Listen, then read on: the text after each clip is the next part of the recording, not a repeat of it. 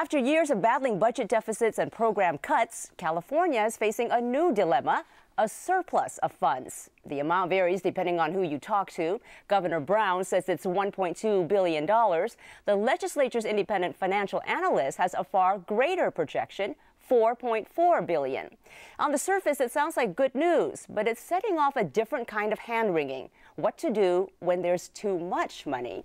And Scott, what are the main arguments in Sacramento about how to spend this extra money? Sure. Governor Brown is being the stingy conservative guy in the room. His point is, look, we just came through almost a decade of terrible budget deficits, billions of dollars, $20+ billion that we had to cut every single year. Sure. Let's be really careful with this. Let's be conservative in the amount of taxes that we think we're going to get over the next year, and let's take that extra money and let's save it.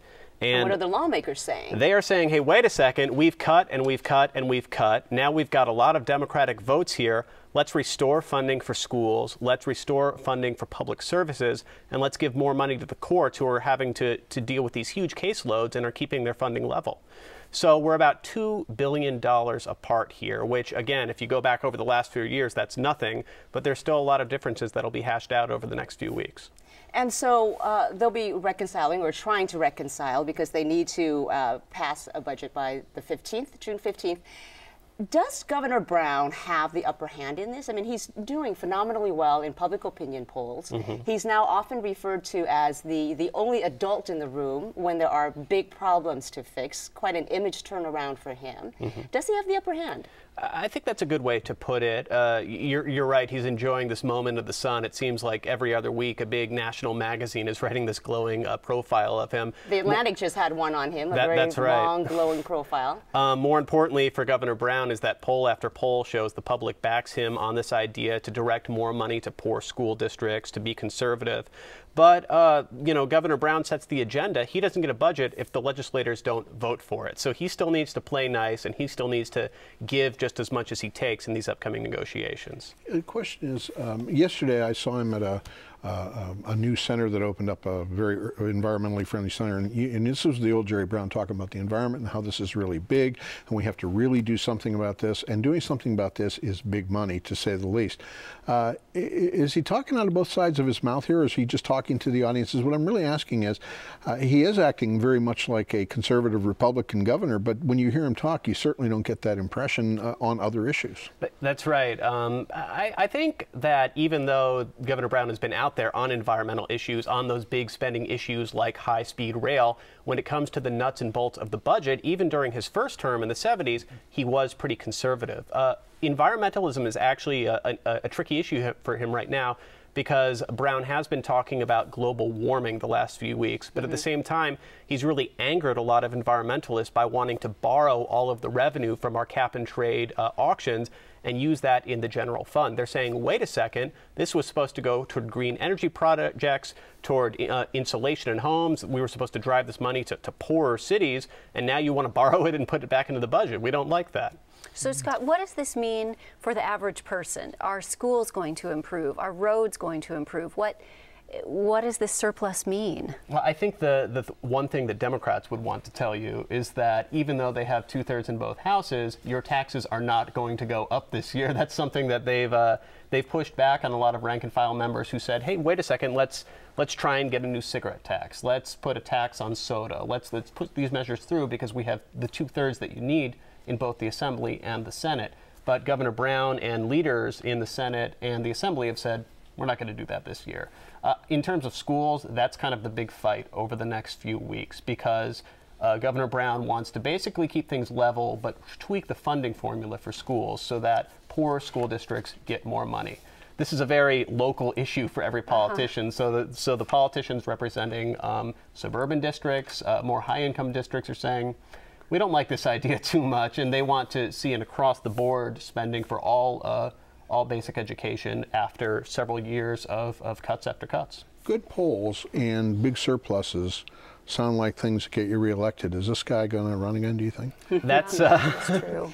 Lots of people are wondering that. He hasn't said anything publicly either way, but he also hasn't given any indication that he's ready to call it quits.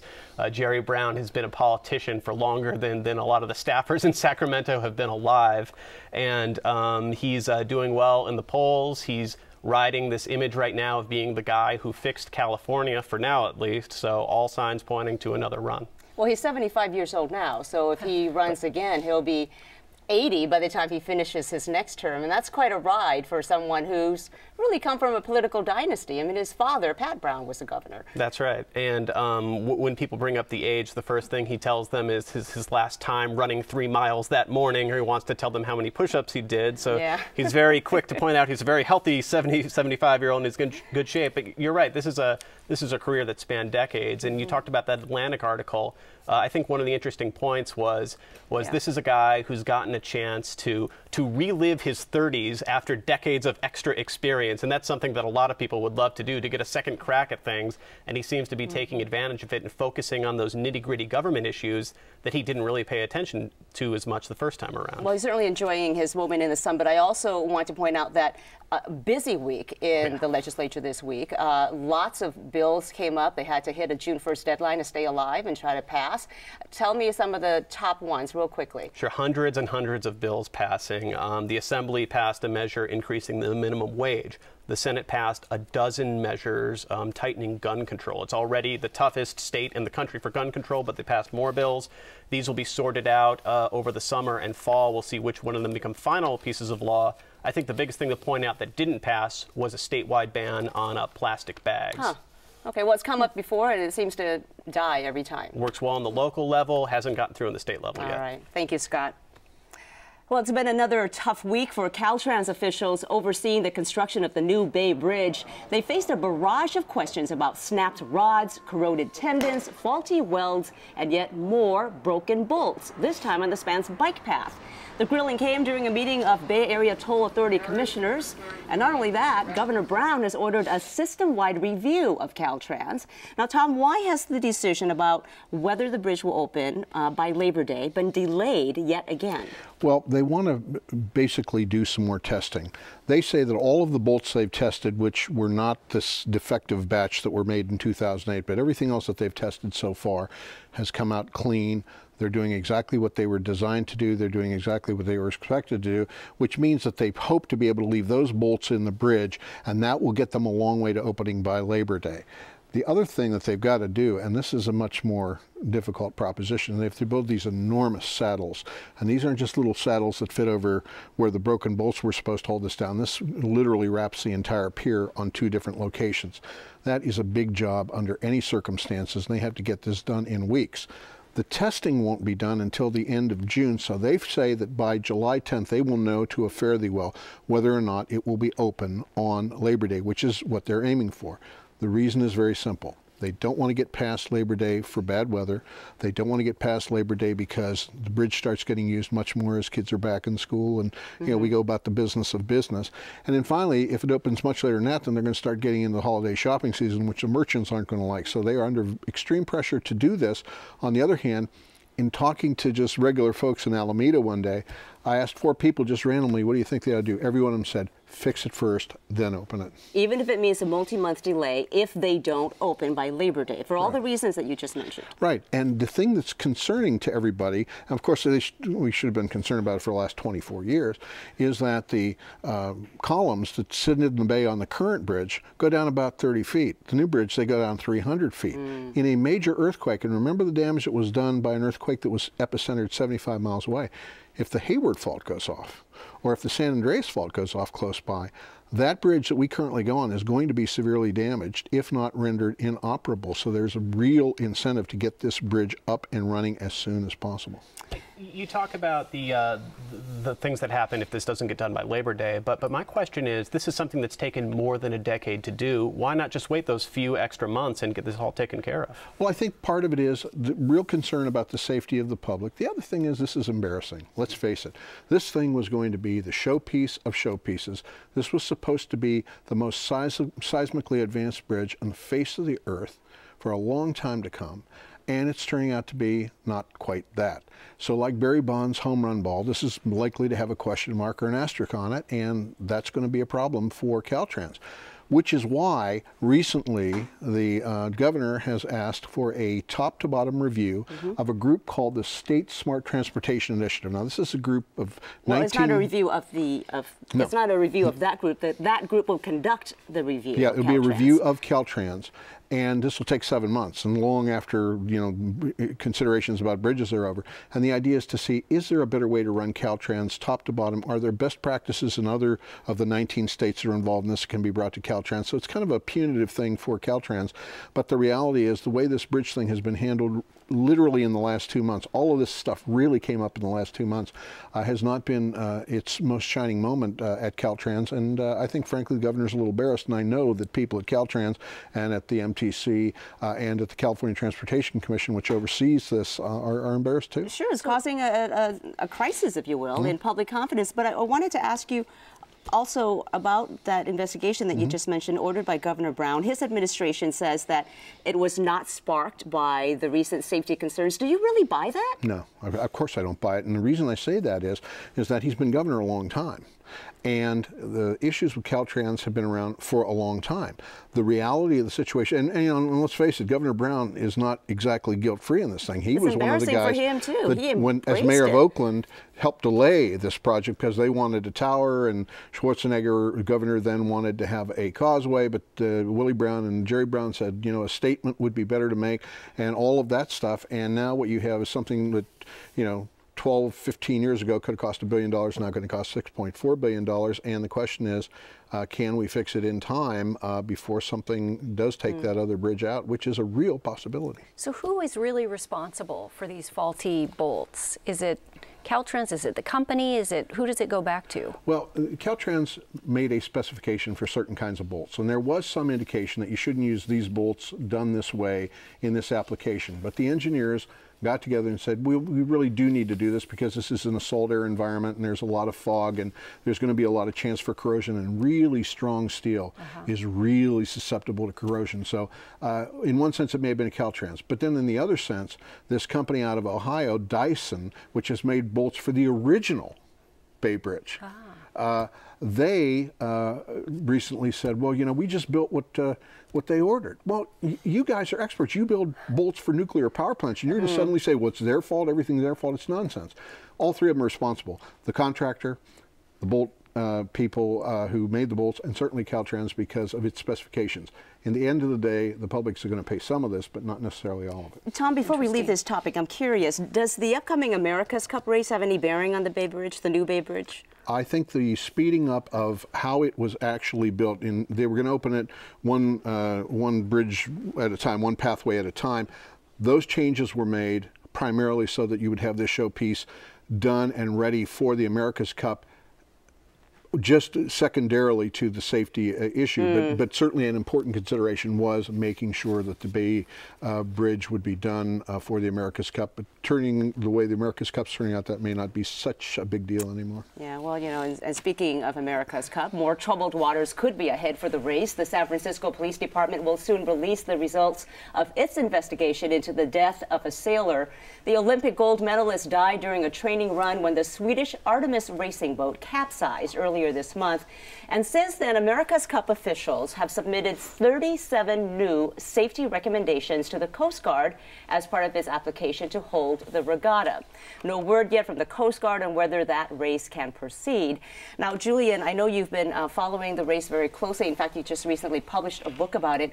What are some of the top safety recommendations, and is it enough to ensure that these faster but less stable boats are indeed safe? Well, I think there are two interesting things happening here. And one is there's a real push for safety in the wake of this tragedy of the Artemis sailor. So there are all of these recommendations. I think what I hear the most important ones are putting a limit on the wind that these teams will race in. So the last I heard is that they're going to put a restriction of around 23 knots for the Louis Vuitton Cup, which is the run-up to the America's Cup, and that they'd put a limit of around 25 knots during the main event, the America's Cup. These sailors are going through search and rescue training. Members of the Oracle Racing team have trained with Navy SEALs. You know, they're dressed now like superheroes in these protective vests and helmets, and they've got oxygen canisters with them, and they've got knives in case they get trapped underneath. So there are all of these safety measures, and they're doing all they can to make sure this sort of catastrophic event doesn't happen again. But at the same time, and this is something that's conflicting, there's a real push for speed. You know, the networks didn't start to get interested in the America's Cup. NBC signed up to cover it in an unprecedented way, but that didn't happen until Russell Coutts, who's the winningest skipper, one of the winningest skippers in America's Cup history, until he pitch-poled the AC-45 catamaran, which is a scaled-down version of these boats we're going to see. So that event now has been, or that a video of that has been seen on YouTube by like 1.2 million people at this point. All of a sudden, NBC said, wow, this is pretty exciting. This is a high adrenaline race. There can be crashes. This could be the NASCAR on the water. And suddenly it became very exciting. So you have this push for speed and you have this push for safety, and they are conflicting. You know, this acceleration in speed in these boats has not been met by the safety measures. So they're just starting to catch up to that, and hopefully they'll find a balance between the speed and the safety. It's interesting you should mention NASCAR, because the cars got so fast that they were crashing way more than anybody believed. So they put governors, they put speed limiters on the engines to slow them down. One gets the impression that in the San Francisco Bay, a boat with a hard sail as big as those things are simply overpowered for the conditions, and if they don't slow this thing down, it's going to be a crash-orama as opposed to a legitimate yacht race. Well, it is, you know, and again, though, that's, you know, a part of the thrill around this particular regatta, but they are going to have to put the brakes on it a bit, and that's what these safety recommendations are about. But I also think there's been a little bit of a knee-jerk reaction where people have said they should cancel the regatta, they should scale back these boats, you know, reconsider, reimagine this whole thing. When you think about it, the America's Cup is 163 years old. There have been 2 fatalities in the history of the America's Cup.